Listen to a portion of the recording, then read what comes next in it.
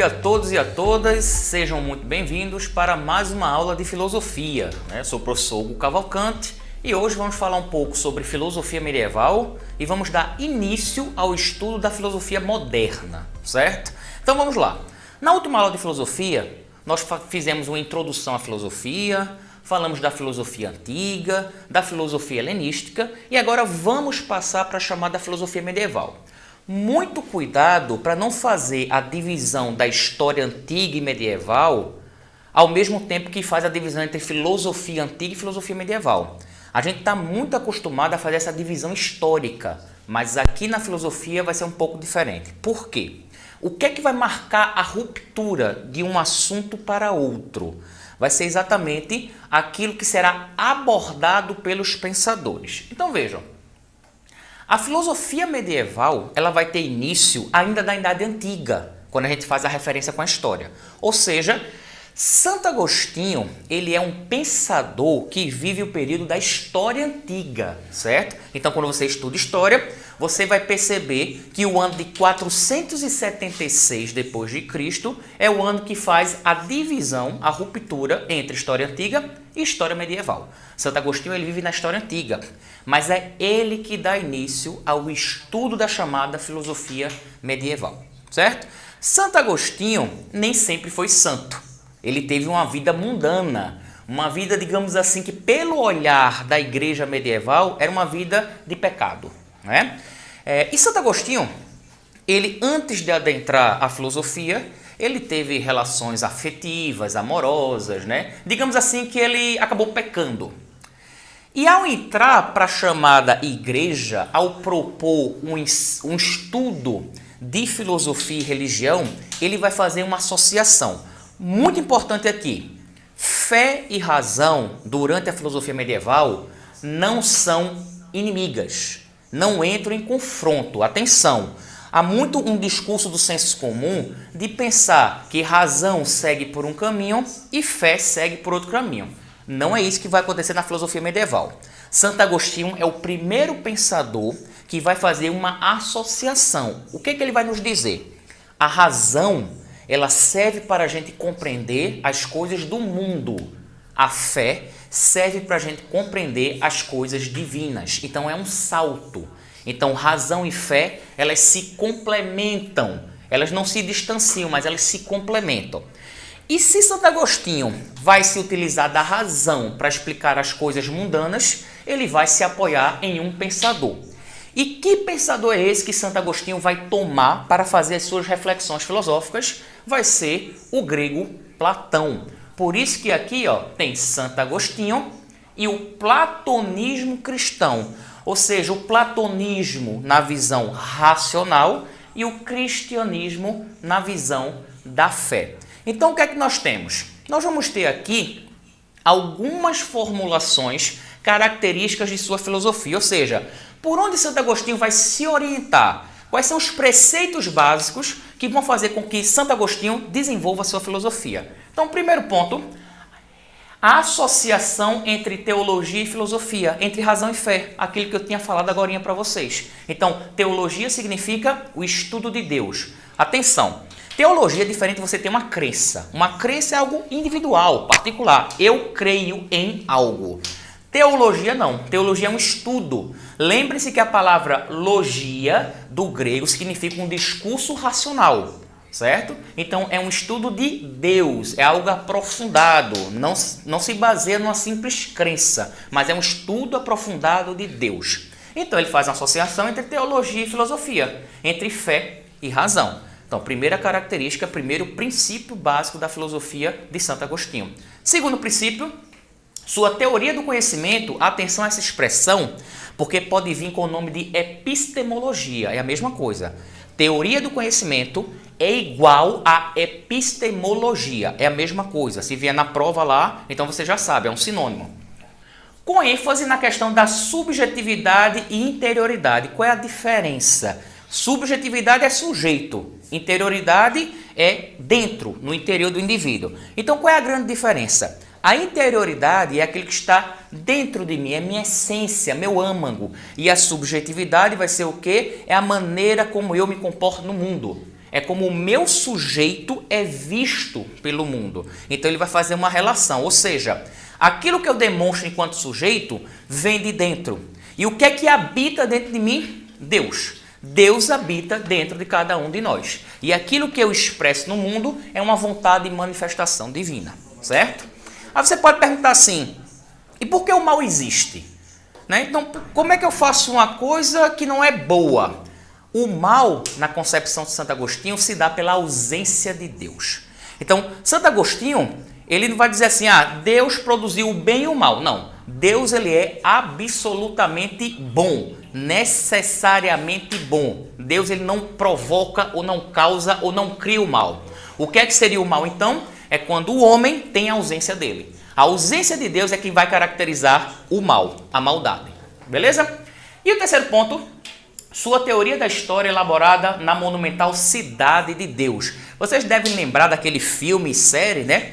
Cidade de Deus e Cidade dos Homens. Então o que é que ele nos traz aqui? A cidade de Deus é o reino de Deus. É aquilo que eu pretendo alcançar para depois de minha morte. A cidade dos homens é essa que nós habitamos. Santo Agostinho chega ao ponto de, nessa obra, fazer uma comparação da cidade dos homens como se fosse o próprio inferno. Então, isso que a gente vive aqui é uma penitência. Isso que a gente vive aqui é um sofrimento. Então, para onde está a boa vida? Está para depois da morte, na cidade ou no reino de Deus. E aí vamos chegar à principal teoria de Santo Agostinho. Essa teoria chama-se Teoria da Iluminação Divina. E o que é essa teoria? Lembre-se que eu falei que Santo Agostinho ele se baseia em Platão. E Platão, lá na Grécia Antiga, vai ter uma teoria chamada Teoria da Reminiscência. O que é reminiscência? Reminiscência é uma lembrança, é você relembrar. Então, Platão acredita na reencarnação. Então, essa alma que está aqui no meu corpo agora, já pertenceu a um outro corpo anteriormente. E a um outro corpo, ou seja, a alma sempre foi a mesma. E essa alma carrega consigo um conhecimento. Então, quando essa alma, que sempre foi a mesma, habita esse corpo aqui agora, no ano de 2020, ela traz um conhecimento inato, traz um conhecimento prévio. Então, por exemplo, quando você pega uma criança de 5 anos, que ela começa a treinar piano, e ela toca muito bem, o que é que está acontecendo ali? É porque ela já traz um conhecimento prévio de outras vidas que fez com que ela relembrasse essa técnica. Veja, não é que ela vá tocar do mesmo jeito que tocava em outra vida, mas ela tem uma predisposição para tocar com maior facilidade. Isso é a teoria da reminiscência. Só que Platão não diz onde tem início a teoria da reminiscência. Então, onde é que surge a alma? Como ela surge? Platão não diz. E aí que entra Santo Agostinho. Santo Agostinho, na teoria da iluminação divina, vai nos dizer o seguinte: a alma é uma criação de Deus. Então, Deus, quando cria a alma, ele deixa em todas as suas criações uma centelha divina. Certo? Então, tudo que Deus cria, deixa uma parte dele. Então, todas as partes que existem no mundo são partes de Deus. Então, o que Santo Agostinho vai fazer é dar uma resposta à teoria da reminiscência platônica. Ao elaborar o conceito de teoria da iluminação divina, ele está dizendo que todos nós, que somos uma criação de Deus, temos algo que carregamos que é parte dele. Então, nós sabemos das coisas porque Deus nos deu essa capacidade. Como é que eu compreendo Deus? Como é que eu consigo pensar, eu que sou um ser imperfeito, infinito, finito, cheio de erros, como é que eu consigo pensar Deus? É porque Deus me deu a capacidade de pensar sobre ele. Então é por isso que eu consigo pensá-lo, certo? Então essas são as principais características da filosofia de Santo Agostinho. Santo Agostinho, então, vai inspirar vários outros pensadores. E para lembrar aqui que Santo Agostinho é de um período da filosofia chamada filosofia patrística. A filosofia patrística é aquela que era ensinada pelos padres. Então, só os padres é que tinham acesso à educação, aos livros, aos escritos, às traduções, às interpretações da Bíblia. Então, só os padres é que tinham acesso. Esse é o período chamado de filosofia patrística. Quem vai dar início a isso será Santo Agostinho. Depois nós temos quem? São Tomás de Aquino. Professor, só existem esses dois? Não, esses são os principais. Você vai ter Roger Bacon, Santo Anselmo, Guilherme de Ockham, você tem outros pensadores. Mas os principais que são cobrados no Enem são Santo Agostinho e São Tomás de Aquino, certo? São Tomás de Aquino, ele é de um período chamado escolástica. É quando a fé cristã adentra nas escolas. Escola era o nome que se dava no período medieval às universidades, certo? Eram as escolas. Então lá a fé cristã era espalhada também. O ensino da teologia também era feita nas universidades. São Tomás de Aquino, então, concorda com Santo Agostinho com a ideia de que fé e razão se complementam. Então ele concorda com isso. Para Santo Agostinho, vocês devem lembrar que o mal seria a ausência de Deus. E para São Tomás de Aquino, o que é o mal, ele vai dizer que é a privação de Deus. Então, quando eu me privo de Deus, eu estou estabelecendo o mal. E qual é a principal teoria de São Tomás de Aquino? São as cinco vias da prova da existência de Deus. Então, São Tomás de Aquino, ele vai provar para as pessoas que Deus existe. E como é que ele vai provar isso? A partir das cinco vias.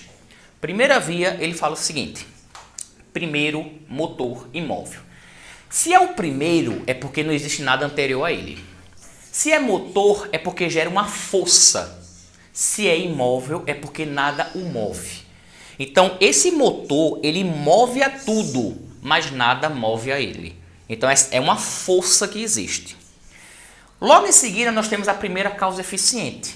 Ou seja, esse primeiro motor que move a tudo, nada move a ele, mas ele move as coisas. E essas coisas movem umas às outras. Então é a primeira causa eficiente, certo? Então pense, por exemplo, num jogo de bilhar, um jogo de sinuca. Quando você bate ali na bola, ela bate nas outras e as outras, cada uma bate na outra e sai espalhando. Isso é a primeira causa eficiente. Mas ninguém vai mover essa força que é Deus.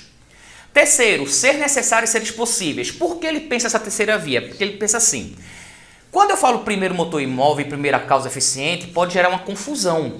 E aí o que é que eu faço? Eu vou estabelecer que existe um ser necessário, por isso está no singular, e seres possíveis. Podem ou não podem ser. Quem seria o ser necessário? Deus. Ele é uma necessidade, ele é absoluto. E os seres possíveis? Nós. Eu poderia ser e poderia não ser. Eu existo, mas eu poderia não existir. Então, se minha mãe não conhece meu pai, se eles não têm uma relação, eu não existiria. Nós somos seres de possibilidade. Imagine que, uma determinada situação, você decide ir para uma festa ou não. Talvez nessa festa você conheça uma pessoa, você comece a namorar e case com ela. E tenha filhos. Então, isso é uma possibilidade. Você pode não ir para a festa e não conhecer essa pessoa, então sua vida vai seguir outro rumo. Então, os seres de possibilidade são aqueles que podem ou não podem ser. O que é que são seres de possibilidade? Tudo que existe. O único ser necessário é Deus. E Deus é o primeiro motor imóvel. Depois ele chega a quarta via, graus de perfeição. Muita gente diz assim, né? Fulano é perfeito. Nunca mais fale isso na sua vida, certo? Perfeito, na visão de Tomás de Aquino, é Deus. E ele estabelece uma régua. Perceba que quando você encontra alguém que desempenha uma função de uma maneira muito boa, você diz assim: fulano tem uma voz divina, né? Fulano joga divinamente. Você está fazendo uma comparação com Deus. Mas nunca ninguém chegará próximo dele. Mas qual é a nossa função da Terra? Nos aproximarmos dos ensinamentos de Deus. E Deus é aquele que estabelece uma régua lá em cima, que faz com que a gente tente chegar próximo dele. Porque tentar chegar próximo de Deus é também tentar chegar próximo do reino dele. E a quinta via é o governo supremo, né? Nós aqui no mundo estabelecemos várias formas de governo. Ao longo da história tivemos oligarquias, aristocracias, democracias, tiranias, mas nenhuma dessas formas supera a forma do governo de Deus. Porque o governo de Deus é aquele que controla todo o universo. É um governo supremo, está acima de todos. E nós que estamos aqui do mundo estabelecemos formas de governo para nos governar. Mas nada se compara ao governo divino. Então essas são as 5 vias para eu provar que Deus ele existe. Beleza? Então vejam. Vamos para uma questão do Enem de 2018, há pouco tempo, que fala o seguinte. Aqui é um texto de Tomás de Aquino, essa aqui é a principal obra dele, a Suma Teológica. Desde que tenhamos compreendido o significado da palavra Deus, sabemos de imediato que Deus existe. Com efeito, essa palavra designa uma coisa de tal ordem que não podemos conceber nada que lhe seja maior. Ora, o que existe na realidade e no pensamento é maior do que existe apenas no pensamento, donde se segue que o objeto designado pela palavra Deus, que existe no pensamento, desde que se entenda essa palavra, também existe na realidade. Por conseguinte, a existência de Deus é evidente. Para Deus existir, todos os atributos são necessários, e um dos atributos que tem é a existência. Se você diz Deus não existe, então ele não pode ser Deus. Se você tem a compreensão do que é Deus, é porque Deus ele existe, certo? O texto apresenta uma elaboração de Tomás de Aquino, caracterizado por, letra A, reiterar a ortodoxia religiosa contra os heréticos. Ortodoxia significa uma opinião fechada, certa, aquilo que não pode ser questionado.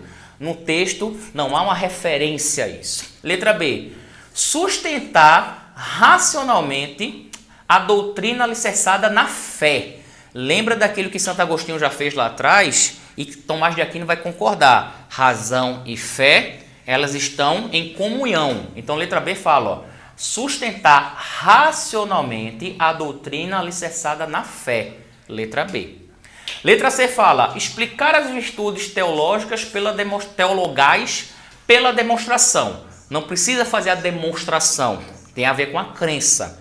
Letra D, flexibilizar a interpretação oficial do texto sagrado. Isso é péssimo. Por quê? Porque toda vez que você flexibiliza a interpretação da obra sagrada, cada um pode interpretar do jeito que quiser e mudar completamente a mensagem de Deus. A tradução, por exemplo, que nós temos da Bíblia aqui no Brasil, ela é péssima. É horrível. Por exemplo, aquela frase que as pessoas adoram comprar imã, botar em camisa, adesivo de carro, que fala assim, o Senhor é meu pastor e nada me faltará, é uma tradução totalmente equivocada, né? Porque isso passa a impressão de que aquilo que eu peço a Deus, ele me dá. Aí você entra na chamada teologia da prosperidade. A tradução correta é, o Senhor é o meu pastor e não me faltará. Ou seja, Deus ele não falta, ele sempre está comigo, ele não me abandona. Então o Salmo 23, que é um dos mais conhecidos, tem uma tradução totalmente equivocada. E a gente passa essa mensagem sem compreendê-la, até porque a tradução dela está errada. Letra E, justificar pragmaticamente crença livre de dogma. Livre e dogma não combina. Dogma é algo que tem que ser aceito. Livre é algo que pode ser feito de outra maneira. Então isso aqui é um paradoxo. Não pode ser livre e dogma. Se é dogma, não é livre. Se é livre, não é dogma. Então a alternativa correta é letra B de bola. Belezinha? Aqui é uma questão de 2015, agora de Santo Agostinho. A gente resolveu uma questão de São Tomás de Aquino e agora uma questão de Santo Agostinho. Enem 2015. Se os nossos adversários que admitem a existência de uma natureza não criada por Deus, o sumo bem, quisessem admitir que essas considerações estão certas, deixariam de proferir tantas blasfêmias, como atribuir a Deus tanto a autoridade dos bens quanto a autoridade dos males. Lembra que eu disse, né? Deus, na visão de Santo Agostinho, ele não cria o mal. O mal é a ausência de Deus. Pois sendo ele, é ele, ó, letra maiúscula, é uma referência a Deus, fonte suprema da bondade, nunca poderia ter criado aquilo que é contrário à sua natureza. Se a natureza de Deus é boa, como é que ele vai criar o mal? Ele não cria o mal, certo? Então vamos lá. Para Agostinho, não se deve atribuir a Deus a origem do mal. Por quê? O surgimento do mal é anterior à existência de Deus. Nada é anterior à existência de Deus. Certo? Letra B. O mal, enquanto princípio ontológico, independe de Deus. A palavra ontologia significa o estudo do ser ontológico. Então, o mal, enquanto princípio do ser, independe de Deus. Se algo independe de Deus, como é que pode funcionar? Letra C. Deus apenas transforma a matéria, que é por natureza má. Pegou esse nomezinho aqui, Deus apenas. Deus não é apenas, Deus é tudo, Deus é absoluto. Letra D. Por ser bom, Deus não pode criar o que lhe é oposto, o mal. E letra E. Deus se limita. Essa expressão limita não está na esfera divina. Então seria, por ser bom, Deus não pode criar o que é oposto, o mal. O mal é o oposto de Deus e ele não cria o mal. O mal, na verdade, se caracteriza como ausência de Deus, certo? Então, letra D. Tá? Eu nem botei o lapisinho aqui, mas... Então, letra D. Por que não é letra A? Porque nada é anterior a Deus. Por que não é letra B? Porque fala aqui, ó, independe de Deus, não pode. Por que não é letra C? Porque ele fala apenas. Por que não é letra A? Porque fala limita. Então, essas expressões, elas não condizem com a divindade. Então, a certa é essa. Deus não cria o mal, porque ele é o oposto. Porque o mal é a ausência de Deus. Belezinha? Vamos lá. Aqui. E eu que não me lembro mais como...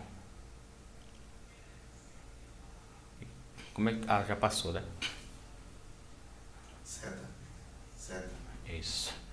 Bom, então vamos agora adentrar a filosofia moderna, ok? Vejam bem, a filosofia moderna, ela vai ter o início histórico com o Renascimento, mas normalmente as pessoas vinculam a René Descartes, né? Aquele que dá início à chamada filosofia moderna, até porque ele vai promover uma virada na filosofia. E aqui a gente vai falar de 6 autores fundamentais, né? Então vejam, a chamada filosofia absolutista, ela é caracterizada por uma defesa de uma forma de governo. Eu coloquei Hobbes e coloquei Maquiavel com asterisco. Por quê? Porque Maquiavel é um dos pensadores que são mais deturpados, mais mal interpretados. Maquiavel ele não é um absolutista, ele é um republicano. Mas ele, quando escreve a obra O Príncipe, isso vai dar vazão para muitas pessoas fazerem interpretações equivocadas sobre o seu pensamento. E eu vou falar disso daqui a pouco. Os racionalistas. Peguei 2 principais, aquele que dá início à teoria racionalista, que é o René Descartes, e o Spinoza, certo? E os empiristas, eu peguei 2 também, Bacon e David Hume, beleza? Então a gente vai falar um pouco da teoria de cada um desses aqui. Então vamos lá. Hobbes. O que é que eu devo saber de Hobbes? Hobbes é um pensador contratualista. Aí você pergunta assim, o que danado é contratualismo? Contratualismo é o seguinte, eu tenho um chamado estado de natureza, certo? O que é um estado de natureza? Um estado de natureza é aquele onde a sociedade ainda não está formada, ou seja, não existem leis, não existe polícia, não existe governo, não existe nada disso. Então, o que é que Hobbes vai dizer? No estado de natureza, o que existe é a guerra de todos contra todos. O homem é o lobo do homem, certo? Aqui é um caos total e absoluto. Por quê? Porque todo mundo tem uma liberdade intransponível. Todo mundo é livre para fazer o que quiser. Então, se eu me sinto ameaçado por alguém, o que é que eu vou fazer? Eu destruo a pessoa antes que ela me destrua. Então aqui o homem ele é mau. E por que ele é mau? Porque é um instinto de sobrevivência. Acontece que os homens entraram em acordo, né, ainda no estado de natureza, e disseram, para viver do jeito que a gente vive não dá. A gente se destrói, a gente se mata, a gente se agride. Então precisamos fazer um acordo para quê? Para gerar uma harmonia, para gerar uma paz, uma tranquilidade. E o que é que eles vão decidir nesse acordo? Esse acordo é o que a gente vai dar o nome de contrato social. O contrato social, então, é a passagem do estado de natureza para o chamado estado civil. Então, o estado civil é quando eu começo a viver em sociedade. Agora tem leis, agora tem regras, agora tem alguém que me governa. Então, qual é o grande foco de Hobbes ao propor essa ideia da passagem do estado de natureza para o estado civil? É porque aqui a gente tem muita liberdade e nenhuma segurança. Mas vai ser preferível a gente viver com segurança e menos liberdade. Aí você pergunta assim, Hobbes viveu o estado de natureza? Não. O estado de natureza ele é hipotético. É uma hipótese criada por Hobbes que vai de como é que ele chega à ideia de que no estado de natureza existia a guerra de todos contra todos, que o homem é o lobo do homem, ao observar o estado civil. Todos nós que estamos aqui agora, nós nascemos dentro de um estado civil. Tem regras, tem a Constituição, tem alguém que governa, certo? E ele vai perceber que pelo estado civil, como ele é montado, o estado de natureza era o oposto. Então aqui era o caos, aqui eu tenho uma harmonia social. O contrato social não é um documento que passa na sua casa e você tem que assinar, não. A partir do momento que você vive dentro de uma sociedade, você aceitou o contrato. Você, entre aspas, assinou o contrato. Tanto é que você tem a liberdade de ir para outra sociedade caso esteja insatisfeito. Mas o grande ponto aqui, o ponto fundamental para Hobbes é trocar liberdade total pela segurança. Eu prefiro a segurança, porque a segurança preserva a minha vida. É um dos princípios básicos, a preservação da nossa vida. E que forma de governo vai se estabelecer aqui? Vai ser um governo soberano absolutista. Então Hobbes, na sua obra Leviatã, ele defende com todas as letras que a melhor forma de governo para gerir uma sociedade vai ser uma soberania absolutista, ou seja, um rei que tem plenos poderes. Muito cuidado para não confundir monarquia com tirania, são coisas diferentes. Monarquia é uma pessoa uma pessoa que governa, mas governa para seu povo. Tanto é que o termo Leviatã é uma referência a um monstro que tem na Bíblia, um monstro marinho, que defende os peixes menores dos peixes maiores. Então, quando se fala em monarquia absolutista, não pense que é um governo que promove o medo, a ameaça. Não, isso é tirania. Tirania é outra história. Então, Hobbes não está defendendo aqui um tipo de governo que é contra o povo. Não, o rei ele zela pelo seu povo. Quem é contra o povo é um governo tirânico, é uma ditadura, certo? Então são coisas diferentes. Então esse aqui é o principal ponto em Thomas Hobbes.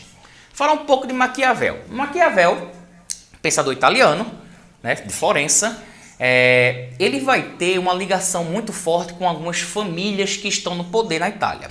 E a Itália se encontrava numa situação de total fragmentação. A Itália estava totalmente arrasada, né? Não tinha um Estado forte, centralizado, cada cidade estava jogada lá, uma desorganização completa e absoluta. Maquiavel, então, ele vai começar a fazer uma análise, não de como deveria ser, mas de como é, certo? Então a obra O Príncipe é um manual que vai se basear na realidade. Maquiavel, então, é um pensador realista. O que é que ele vai nos dizer? Ele em nenhum momento faz um juízo de valor. Ele não está dizendo se é certo ou errado, está dizendo assim, é assim que funciona. E aí tem duas coisas que eu gostaria de desmistificar. A primeira é o termo maquiavélico. As pessoas usam o termo maquiavélico como se fosse sinal de mal, malvadeza, maldade, e maquiavélico não tem nada a ver com isso. O que Maquiavel faz é retratar como a política funciona. Então ele não está escrevendo uma utopia dizendo assim, a política deveria ser assim, não vai ter desigualdade, todos vão ser felizes. Ele não faz isso. O que ele vai dizer é, a política é desse jeito. Você gostando ou não, é assim que funciona. E se você quer fazer parte da política, você tem que saber jogar o jogo. É isso que ele vai falar. Tem uma frasezinha que muita gente associa a Maquiavel, mas que ele nunca escreveu. Os fins justificam os meios. Os fins justificam os meios, na verdade, é uma interpretação dos escritos de Maquiavel, mas que nunca foi proferido por ele. Agora, o conceito de virtude e fortuna, esse sim, esse é elaborado na sua obra. E o que ele quer dizer com isso?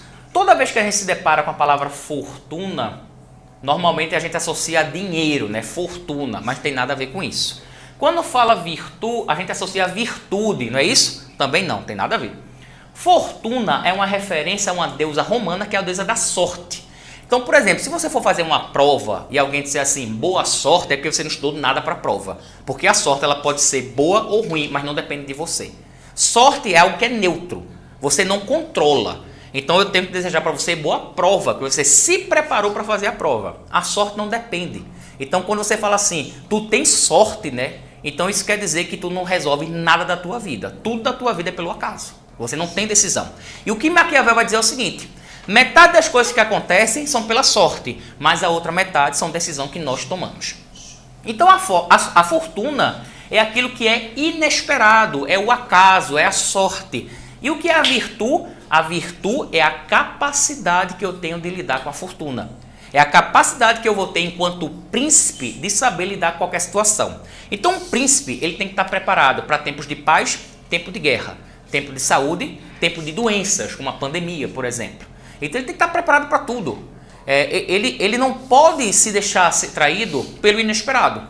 Ele tem que ficar atento e dizer assim, eu vou governar 5, 10, 20 anos e eu tenho que saber que várias coisas podem acontecer. O país que eu vivo pode entrar em guerra, em conflito, então eu tenho que ter uma esquadra, eu tenho que ter ali um exército preparado para o conflito. Mas pode ser que durante 20 anos que eu governo não tenha guerra nenhuma, certo? Isso não depende de mim, mas depende de mim saber lidar com qualquer tipo de situação.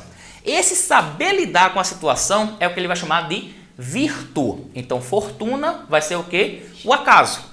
Aquilo que acontece de maneira inesperada. E virtude é a capacidade de saber lidar com isso. Nosso exemplo, você marca de ir para a praia sábado, aí perceba, segunda, terça, quarta, quinta, sexta, um sol de rachar, aí sábado acontece o quê? Chove.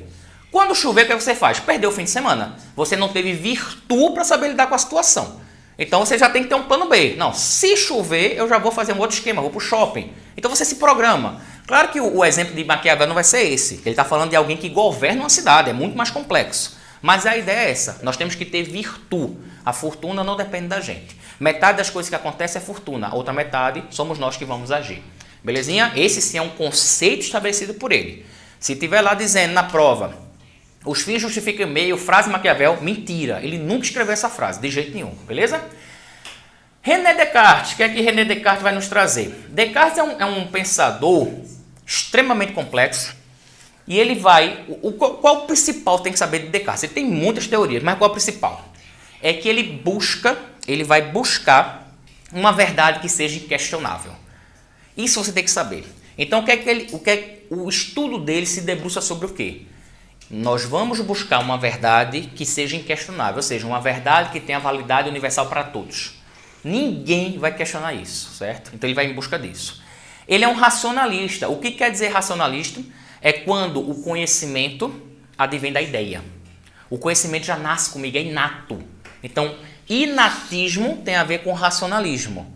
Aí quer dizer que ele vai descartar as experiências? Não. Vejam bem, a grande diferença de racionalismo e empirismo é o quê? Não é a forma do conhecimento, mas onde ele inicia. Então, para o racionalista, o conhecimento é inato, já está conosco. Para o empirista, o conhecimento é adquirido a partir da experiência. Eu nasço sem saber de nada. E a experiência que eu tenho é que vai fazer com que eu adquira conhecimento. Isso é o empírico, tá? Então, para Descartes, o conhecimento ele é inato. Já está conosco e a gente vai desenvolvê-lo na sociedade. Tá bom, só que aí eu li, professor, que Descartes tem um monte de teoria lá. O que eu preciso saber? Busca o seguinte. Vocês já escutaram a palavra cartesiano, né? Você faz, minha nossa senhora, método cartesiano. Que nossa, difícil, né? Cartésio. Sabe o que significa cartesiano?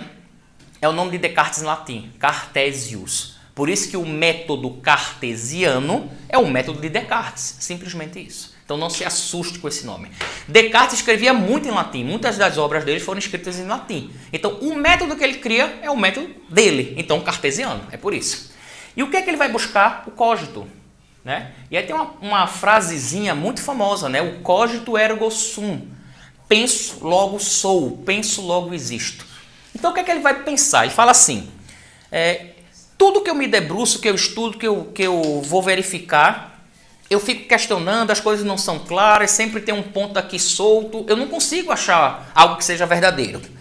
E aí ele pensa o seguinte, em todo esse processo eu estou pensando, eu estou duvidando, eu estou questionando, eu estou analisando. Então, eu não posso duvidar que eu duvido. Porque duvidar da dúvida já diz que eu penso. Só duvida quem pensa. E eu não posso negar que eu penso. A negação do pensamento já é um pensar, já é um duvidar. Então, qual é a primeira verdade que existe? O cogito. A primeira verdade que ele chega é que nós pensamos. É daqui que surge a expressão cogito ergo sum. Penso, logo sou. Penso, logo existo, certo? É a primeira verdade. Depois ele vai desenvolvendo, chega à segunda verdade, que é a existência de Deus, né? Ele fala, por exemplo, daquilo que pode me levar ao engano, como o argumento do sonho. Perceba que quando a gente sonha, muitas vezes a gente acha que é realidade, né? A gente não sabe se a gente está em estágio de vigília ou estágio de sono. Eu, por exemplo, quando eu sonho, todo sonho para mim é real. Se no sonho tiver dragão, lobisomem, vampiro, eu começo a voar, para mim é realidade. Eu só vou perceber que não é sonho quando eu acordo. Tem gente que consegue controlar o sonho, né, que é inacreditável. Tem gente que consegue sonhar, acorda, dorme e volta para o mesmo sonho. É mais inacreditável ainda. Mas o que ele diz é que há uma complicação aí. O que é sonho, o que é realidade? Se você pensar assim, não, eu quando tinha ali 10 anos... eu passei por uma experiência, aí você pensa, será que você passou pela experiência mesmo? Será que você passou ou você sonhou? E hoje você não tem muito bem a lembrança guardada na sua memória. Então isso atrapalha a gente para julgar algo, para compreender algo, certo? Então isso é descartado para eu chegar a essa verdade. Então esse é o principal ponto em René Descartes. Baruch Spinoza, pensador holandês, por pouco não nasce em Portugal, né? Seria mais fácil para a gente que ele escrever em português, mas escreve em holandês. Spinoza vai ter um conceito muito interessante chamado conatus. O que é o conatus? Conatus significa a vontade de existir. É a potência para existir, certo? Então o que é que ele vai dizer? Ele vai dizer o seguinte, ó, na conatus. Nós vamos ter três paixões que são originais. A alegria, a tristeza e os desejos. Ou seja, todas as paixões que existem são derivadas dessa aqui. Então o que acontece? Quando algo ocorre na tua vida, pode te causar uma sensação boa, de alegria. Quando causa uma sensação de alegria, a tua conatus, ela aumenta. Então, passei no Enem, consegui um emprego, consegui uma promoção, finalmente fiquei com aquela criatura que há 10 anos eu desejava ficar. Tua alegria, ó, tua conatus aumenta, tu se sente bem. Então, alegria. Acontece uma coisa que te deixa mal, para baixo, teu time perde. Nesse sentido, meu time sempre perde. Então, minha conatus é sempre no subterrâneo, que é péssimo meu time. Então, ó, tristeza, a tristeza se abate. Acabei uma relação, perdi o emprego, não passei no Enem. Claro que isso não vai acontecer com vocês, essas são uma parte, né? Isso são para outras pessoas. Então, a tristeza se abate. Então, a conatus, ela vai diminuir, porque minha potência de existência está triste. E o desejo? O desejo sempre é uma relação com a alegria ou com a tristeza. Então, quando eu estou alegre, surgem desejos em mim. Quando eu estou triste, surgem outros desejos. Então, quando eu estou alegre, eu quero sair, quero comemorar. Quando eu estou triste, eu quero ficar em casa, quero ficar descansando. O desejo está relacionado à alegria e à tristeza. Então, conatus é essa potência de existir que Spinoza vai nos falar, certo? Vamos agora para Francis Bacon. Francis Bacon, ele vai criar a chamada teoria dos ídolos. Muito cuidado com essa expressão, porque a palavra ídolo, e aqui são os empiristas, tá? Bacon e Hume são os empiristas. Ídolo, muitas vezes é visto por nós como algo bom, né? Eu tenho um ídolo. Não. Ídolo é aquilo que nos leva a um engano, vai dizer Francis Bacon. Isso é aquilo que vai fazer com que a gente erre. E aí nós temos que abandonar esses ídolos. E ele vai falar de 4 ídolos, né? Ele vai falar ídolo da tribo, que é aquele em que a gente observa algo e já acredita nesse algo. Então, o exemplo que ele dá é, você olha para o sol, dá a impressão que o sol está se mexendo, quando na verdade é a terra que se mexe. Então, o que ele está falando aqui é que esses ídolos, eles nos levam ao engano. O primeiro é da tribo. E por que tribo? Porque ele faz comparação com uma tribo. As tribos, eles não têm um conhecimento, tecnologia, então eles acreditam em tudo que eles veem. Depois ele fala de ídolo da caverna. O que é o ídolo da caverna? É uma referência à caverna de Platão, certo? Ou seja, o que é que ele está dizendo ali? Ele vai dizer que é como se a pessoa saísse da caverna, mas a caverna não sai da pessoa. É como se a pessoa já tivesse ali uma verdade estabelecida. Sabe aquela pessoinha que você vai discutir e ela não escuta nada do que você fala porque ela acha que ela é detentora da verdade absoluta? Pronto, isso é o ídolo da caverna. A pessoa ela não escuta o diferente, não escuta o outro porque ela acha que é a dona da verdade.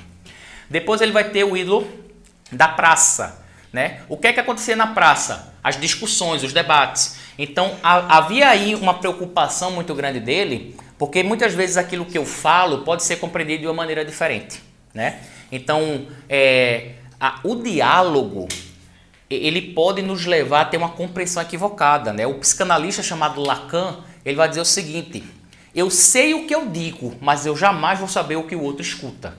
Então, eu sei o que eu estou falando aqui, mas será que todas as pessoas que estão escutando estão entendendo da mesma forma? Provavelmente não. Provavelmente cada um está absorvendo de uma maneira diferente, certo? E o último ídolo é o ídolo do teatro. O ídolo do teatro é como se as doutrinas filosóficas fossem estabelecidas como uma verdade. E eu não testo suficientemente aquilo para saber se é verdadeiro ou não.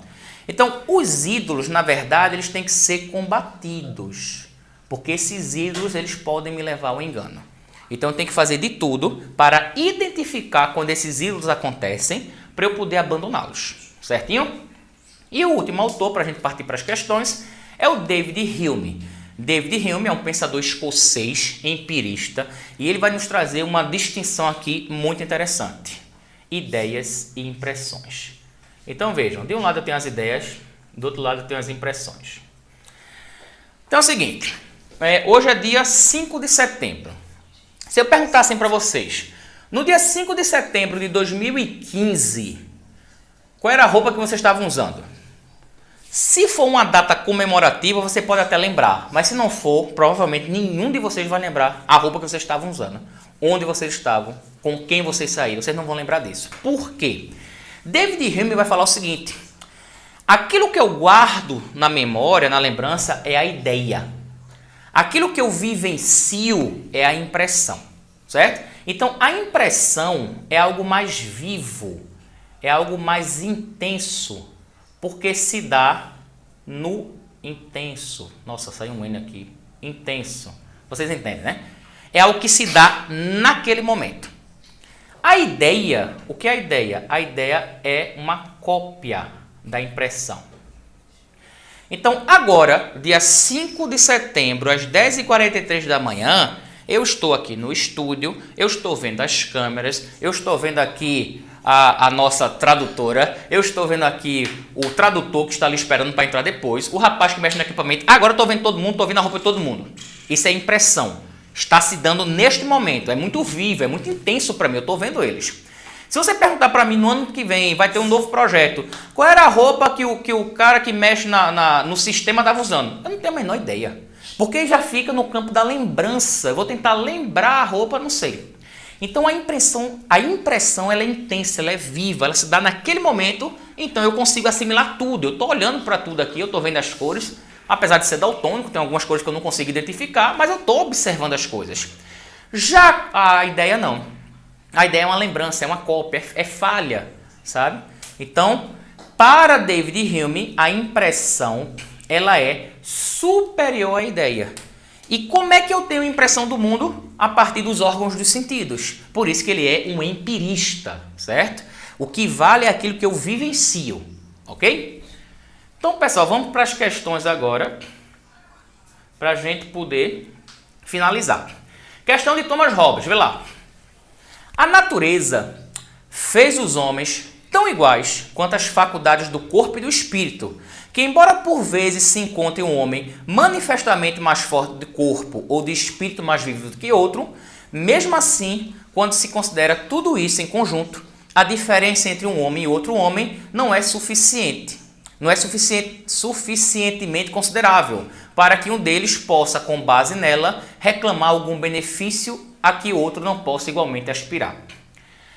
Para Hobbes, antes da constituição da sociedade civil, lembra que eu disse, né? O que foi que eu falei? Deixa eu botar aqui o lapisinho. Estado de natureza, Estado civil. E aqui eu tenho um contrato social. Então, antes da constituição da sociedade civil, antes é o quê? Estado de natureza. Então, no estado de natureza, quando dois homens desejavam o mesmo objeto, eles faziam o quê? Estado de natureza. Estado de natureza é o quê? O homem é o lobo do homem, é a guerra de todos contra todos. Olha as alternativas. Entrava em conflito. Letra A. Recorriam a clérigos. Clérigos é ligado à igreja, nem existia isso na época. Consultavam anciãos, não tinha isso. Apelava, como é que vai ter governante? Se era um estado de natureza, não tinha sociedade, não tinha regra, não tinha lei, não tinha polícia, não tinha nada. Não recorria a nada. Exerciam solidariedade. Isso aqui vai ser Rousseau. A gente vai ter uma aula depois. Se fosse uma pergunta sobre Rousseau, seria a letra E. Mas a pergunta é sobre Hobbes. E Hobbes deixa muito claro para a gente que no estado de natureza é a guerra de todos contra todos. É o conflito. Certo? O homem é o lobo do homem. Questão do Enem, viu? Letra A. Belezinha? Tranquilo? Vamos passar aqui. Enem 2015. Questão sobre René Descartes. Fala assim. Após ter examinado cuidadosamente todas as coisas, cumpre enfim concluir e ter por constante que esta proposição eu sou, eu existo, é necessariamente verdadeira todas as vezes que a enuncio ou que a concebo em meu espírito. Está na obra das Meditações, certo? René Descartes. Então, ele chega aqui à proposição eu sou, eu existo. Então, lembre-se que aqui eu vou ter o chamado cogito ergo sum. Isso aqui é a expressão que simboliza a descoberta da primeira verdade para René Descartes. Penso, logo existo. Então, quando analisamos... eu acabei passando aqui. Deixa eu voltar aqui. Ó, a proposição eu sou, eu existo, corresponde a um dos momentos mais importantes na ruptura da filosofia do século XVII, com os padrões da reflexão medieval, por estabelecer o ceticismo. Isso é importante porque Descartes, ele realmente usa um método cético, mas ele refuta o próprio ceticismo. Não sei se vocês lembram, mas o ceticismo significa o quê? Eu vou questionar tudo e não tem como eu definir as coisas porque eu não tenho capacidade de compreender a coisa tal como ela é. E o que Descartes faz? Eu vou usar o ceticismo porque eu vou duvidar, mas o meu objetivo é chegar a uma verdade inquestionável. Então ele usa o ceticismo para refutar o próprio ceticismo. Então o ceticismo é utilizado, mas ele não é estabelecido. Ele é utilizado como um método, mas ele não estabelece o ceticismo. Letra B. Utilizar silogismo. Sabe o que é silogismo? É uma prática aristotélica que fala o seguinte: Sócrates é homem, todo homem é mortal, logo Sócrates é mortal. Isso é um silogismo, e não é isso. O silogismo é muito mais um jogo de palavras, e Descartes não vai fazer isso, certo? Prova ontológica é a prova da existência do ser, né? Letra C. Inaugurar a posição teórica conhecida como empirismo. Não, Descartes ele é um racionalista, ele não é um empirista, então ele não inaugura isso não. Letra D. Estabelecer um princípio indubitável, um princípio inquestionável para o conhecimento. Letra D. Não é isso que ele pretende? Achar uma verdade inquestionável? Letra D. Letra E. Questionar a relação entre filosofia e o tema da existência de Deus. Não. Tanto é que a existência de Deus é a segunda verdade que ele chega. Então ele não vai descartar isso. Beleza? Então alternativa, letra D. Vamos aqui à última questão. Questão de David Hume, Enem 2018. Quando analisamos nossos pensamentos ou ideias, por mais complexos e sublimes que sejam, sempre descobrimos que se resolvem em ideias simples, que são cópias de uma sensação ou sentimento maior. Mesmo as ideias que à primeira vista parecem mais afastadas dessa origem, mostram um exame mais atento ser derivadas dela. Depreende-se desse excerto da obra de Hume que o conhecimento tem sua gênese onde? Lembra lá, David Hume é um empirista, tá? Convicção inata. Inata é do... Inata é uma característica do racionalismo. Então não pode ser empírico. O empírico tem a ver com experiência. Dimensão a priorística. A palavra a priori significa aquilo que vem antes da experiência. Elaboração do intelecto. O intelecto também é racional. Veja que essas três formas aqui, esses três termos, eles são comuns. Então tem uma técnica também para você responder as questões do Enem, é que as alternativas, elas sempre vão numa direção e vai ter só uma que vem na direção contrária. Então tu lê a questão, entendesse nada, chegou aqui nas alternativas, tu vai associando os elementos, ó, inato, a priori, intelecto, é tudo da razão, não é da experiência. Letra D, percepção dos sentidos. Sentidos, sim, é empírico. Porque a maneira como eu capto o mundo é a partir das experiências. Isso tem a ver com o campo dos sentidos. Por isso é a letra D. Realidade transcendental. Transcendental é aquilo que ultrapassa. É uma coisa divina, que está em outro plano. Então o empírico não vai falar isso. Belezinha, pessoal? Vou deixar aqui para vocês meu endereço no Instagram, porque se vocês quiserem tirar dúvida, porque aqui o tempo é curto, é muito assunto. Então se vocês quiserem tirar dúvidas, tá aí ó, na tela o meu Instagram. Vocês vão lá, mandam mensagem sobre um assunto que a gente já viu, o assunto que a gente vai ver ainda, não importa. Talvez, professor, o senhor falou de 6 autores, mas tem mais. Claro, porque o tempo é curto, mas você pode mandar mensagem que eu vou ter o maior prazer em responder. Não tem problema, manda mensagem quando quiser, eu respondo rapidamente. Não se preocupe, vocês não vão passar muito tempo esperando não. Beleza, pessoal? Então é isso aí, bom fim de semana, fiquem em casa e até semana que vem.